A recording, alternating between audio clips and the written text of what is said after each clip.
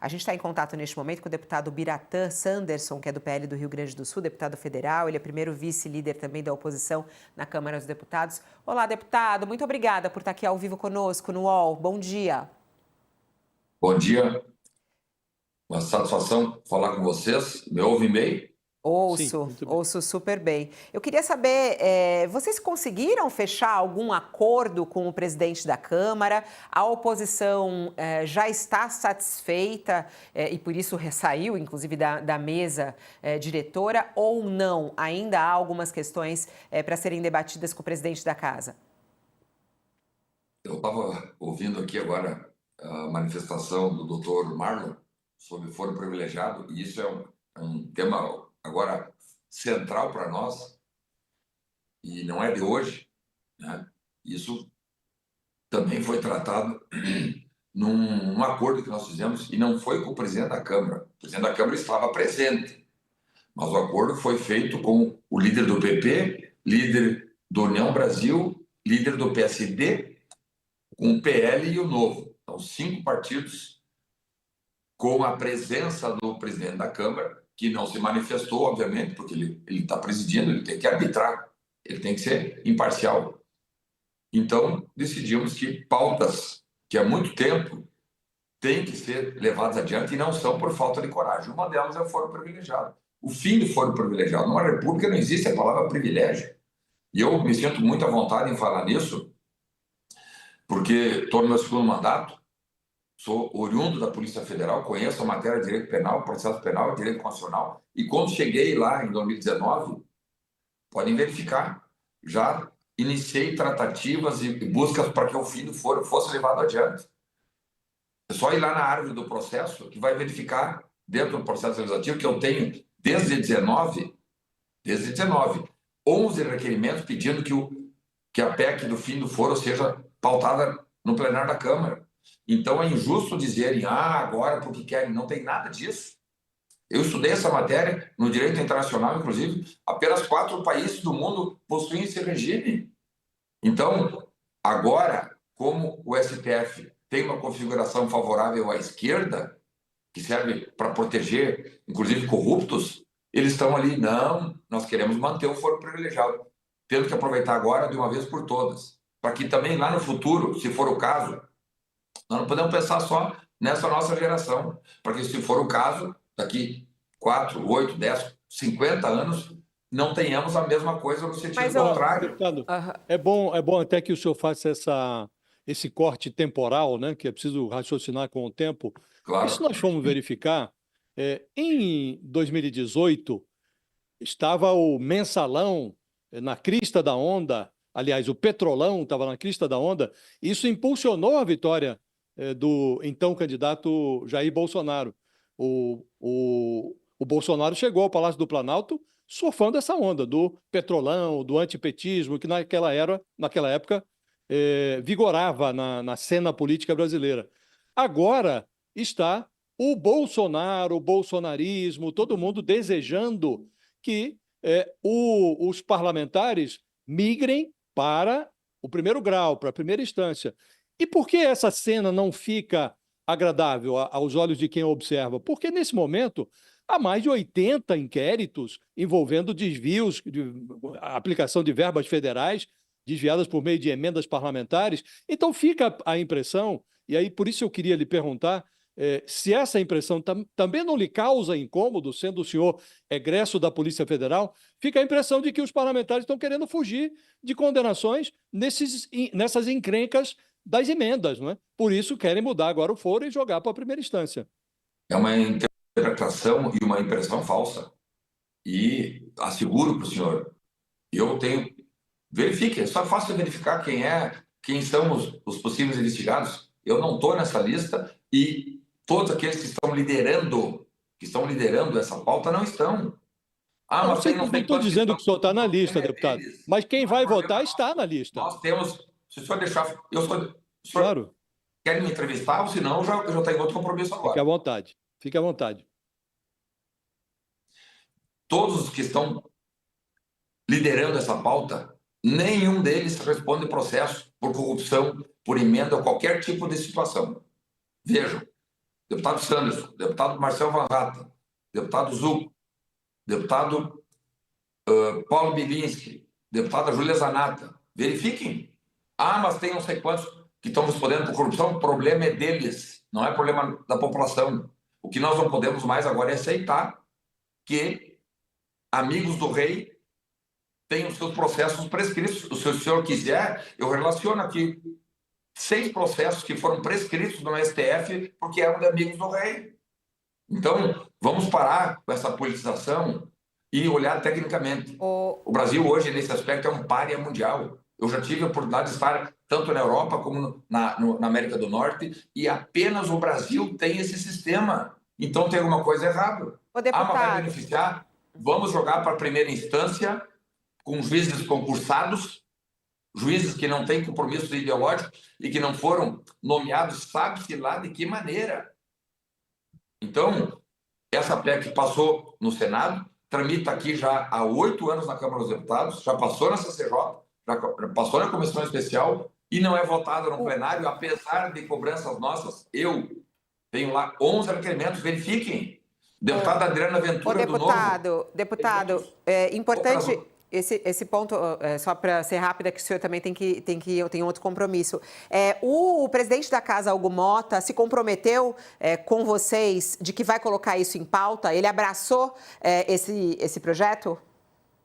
E o que ele disse é que, se tiver um colégio de líderes, a maioria, ele coloca em votação. Por isso, a nossa articulação para buscar, então, o apoio do PP, do União Brasil, do PSD, do Novo e do PL. Com isso, nós temos 261 votos, que é o suficiente para votar. E vejam, colocar em votação uma PEC precisa de 308 votos. Não é quórum simples. Então, se nós não tivermos voto, tá bom, não tem problema. Viramos a página. Seguimos reféns do STF, não tem problema. Só para ficar claro também a natureza do acordo que foi feito entre essas lideranças, deputado, está claro que, pelo que o senhor está dizendo, em relação ao foro privilegiado, não tem dúvida. Esse assunto deve chegar ao plenário. Em relação à anistia, há também o compromisso de todos esses partidos de levar ao plenário também a anistia? Se houver o compromisso, isso seria executado num segundo momento ou vai simultaneamente? Também tem um compromisso, porém, na questão da anistia, tem um compromisso também de trabalharmos um texto. Isso foi acordado, não é uma anistia, o cara foi lá, quebrou, esculhambou, não. Na verdade, o que nós temos dito, trabalhar pela justiça. Não dá para incluir alguém num processo de 17, 18, 20 anos de cadeia que nem estava em Brasília. Mas ele foi preso lá no dia 9, com a camisa do Brasil. Não é assim que funciona. Direito penal exige prova material. Direito penal não pode ser utilizado para perseguição política. E é isso que nós temos, então, colocado. E é isso que tem causado a indignação de muitos deputados que, às vezes, não se expõem. Nós nos expusemos ali, em torno de 80 a 100 deputados federais, para fazer um protesto pacífico e evitar que os trabalhos se iniciassem, porque nós fizemos isso tudo com uma preocupação de não causar nenhum prejuízo para a população. Aí tem uma outra dúvida, deputado, que eu queria aproveitar para esclarecer. Ontem o senador Flávio Bolsonaro, saindo de um encontro com o pai dele, reiterava que eles defendem, e o Eduardo Bolsonaro também tem reiterado isso, uma anistia ampla, geral e restrita. E disse, olha, não faz sentido você fazer uma anistia e excluir alguém. Portanto, o Bolsonaro teria que ser incluído. Eu lhe pergunto, do ponto de vista técnico, se será possível incluir o ex-presidente Bolsonaro e os outros réus desse processo que corre no Supremo, antes da condenação. É possível, do ponto de vista jurídico, anistiar quem ainda não foi condenado? Juridicamente, não. Por isso que nós estamos trabalhando num texto. E esse é o compromisso do líder do PP, do União Brasil, do PSD com o PL Novo. Trabalharmos um texto para que injustiças não aconteçam. Não acredito, sinceramente, não acredito em pacificação nacional se nós continuarmos com esse esgarçamento político que está acontecendo. Isso nós já estamos indo para o 3º ano. Vocês acham que ninguém pode imaginar que nós entraremos num sistema de paz social com esse esgarçamento? Não vamos conseguir. E aí nós temos dito anistia para pacificar o Brasil. Perfeito. Agora, tecnicamente, é possível chegar a uma fórmula legislativa que contemple quem ainda não foi julgado? O projeto pode fazer menção a futuras sentenças que, portanto, incluam nessa anistia o ex-presidente Bolsonaro e os generais, os oficiais que estão sob julgamento? Pode, porque o Congresso, a Casa de Leis, pode ali fazer um projeto de lei, se obtivermos a aprovação, vira lei, né? Porque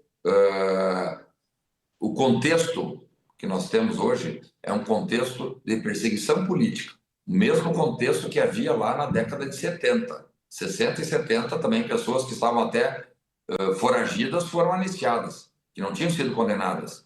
Então, é esse mesmo contexto de perseguição política que precisa ser cessado. Sem haver a cessação desse panorama de perseguição política, não tem como fazer a pacificação. Isso não afasta a responsabilidade de quem efetivamente cometeu algum crime. Temos prova aqui que o sujeito cometeu um crime. Bem, este vai ser levado aos bancos dos réus ou vai ter o seu processo continuado. Agora, não podemos concordar com perseguição política feita com base em achismos, feitas com base em conjecturas. E é isso que tem acontecido. Não dá para acontecer. Ô, deputado, a cena que a gente acompanhou, né, da oposição ocupando a mesa diretora, isso repercutiu em todo o mundo. Isso está sendo analisado não apenas por juristas que enxergam uma possibilidade de punição dos parlamentares que fizeram isso, como também do ponto de vista da ciência política, quem estuda a ciência política, né? Há pouco ouvíamos, inclusive, um professor da Fundação Getúlio Vargas e ele definiu essa cena como uma continuidade da tentativa de golpe no nosso país. Duas perguntas que eu gostaria de fazer ao senhor. Em primeiro lugar, o senhor se arrepende ou a oposição se arrepende disso? A gente ouviu aí um perdão de um dos parlamentares em relação a essa ocupação. Ou não, há aí algum receio de punição em relação a isso, ou até mesmo não há um arrependimento disso, ou uma possibilidade até de a mesa diretora voltar a ser ocupada caso esses acordos não sigam adiante? Nenhum receio de punição, porque nós avaliamos os riscos, mas não tínhamos saída. Ninguém botou uma arma na minha cabeça para eu ser deputado federal. Então, eu estou aqui voluntariamente. O eleitorado desses 100 deputados federais exigiu e exige ainda alguma postura para que alguma coisa fosse feita. A manifestação foi pacífica, nenhum deputado ou deputada foi impedido de entrar ou, inclusive, ocupar a mesa, em nenhum momento. E outro detalhe, essa cobrança toda nunca foi feita quando a esquerda ocupou por 3 vezes, nós temos já isso documentado, por 3 vezes parlamentares da esquerda ocuparam a mesa diretora, tanto na Câmara como no Senado. Então, esse discurso que vocês fazem, eu gosto muito de fazer, de tentar direcionar e de dizer, não, aqui está errado, mas ali está certo, aqui é protesto, ali é golpe. Isso aí não cola mais. Todo mundo já viu, todo mundo já percebeu que esse discurso, né, de dirigir ou tentar dirigir uma narrativa não cola e não vai colar. Né? Portanto, nós medimos antes de fazer, fizemos. Querem caçar os mandatos? Não tem problema, pode caçar o mandato. Vai estar na conta do presidente da Câmara, vai estar na conta do resto da vida do presidente do Senado, Davi Alcolumbre, Hugo Mota, né? Nós estamos com a nossa consciência tranquila, porque há muito tempo estamos trabalhando para que haja pacificação. Hugo Mota, presidente da Câmara, em várias reuniões deixou muito claro para nós. Mas ele também prometeu para a esquerda. Bem, aí é problema dele. Ele fez promessa para homens sérios, homens que têm família, homens que têm história. E aí chega no momento, não vou pautar mais. Não, mas como é que o senhor tinha, em várias reuniões, se comprometido? Cadê a hombridade de um político que se diz de tradição? Então, senhores, nós temos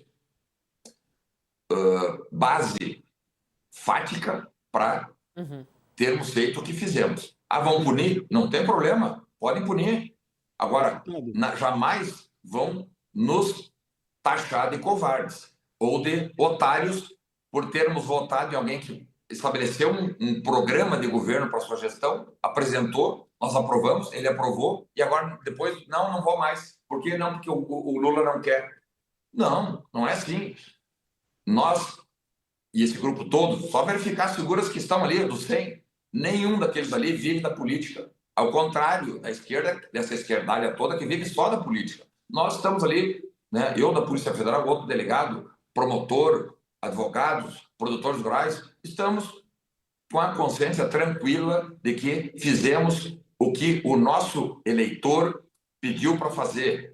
Recebemos procuração para fazer exatamente isso. E se necessário, não podíamos fazer diferente. Se fizéssemos diferente, aí sim seríamos taxados como traidores. E se necessário, ocuparão novamente a mesa? Não. Assim? Não. Não. Isso a senhora está... Não, é uma pergunta. É uma pergunta, não. Desculpa, é uma pergunta, não é? Não. Nós nem cogitamos isso. Tá certo. Porque foi um ato para chamar a atenção não só do presidente da Câmara, dos líderes partidários, mas também de toda a população. Nós precisamos pacificar o Brasil. Será que o presidente do Senado e da Câmara não entenderam isso?